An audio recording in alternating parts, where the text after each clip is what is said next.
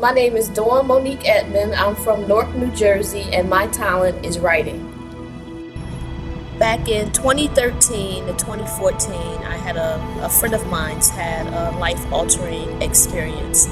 He had a massive stroke, and I was able to witness firsthand his suffering, his sickness, his healing, and it changed my life, and it tested me. So I turned my test into a testimony and decided to write about it.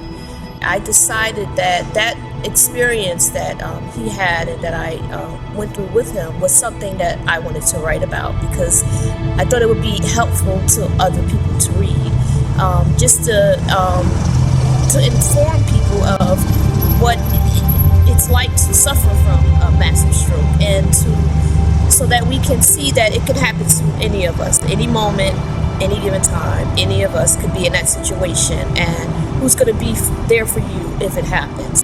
When I received that first initial phone call that Aiden had a stroke, it was unbelievable. He's only 46 years old, not being able to walk, not being able to talk, not being able to take care of yourself, and then who's going to be there to do it when you can't do it, and how are they going to do it? So I share my experiences in helping him, and the things that I had to do for him physically, and the things that he had to learn how to do for himself. Writing for me was easy, because it's something that I love to do, and my story was fresh in my head. It was a true story, something that just happened, so I was able to write it within a year. And publishing wasn't as easy.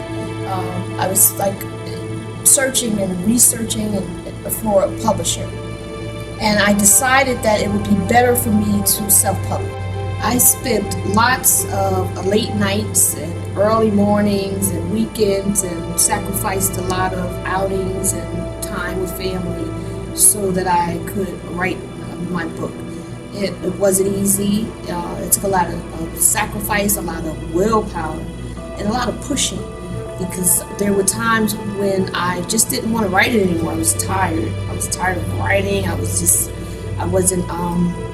needed some encouragement and some boosting. So I have a group of friends, my man, my children, who just kept pushing me and telling me that, you have a good story and you should tell it and you should write it.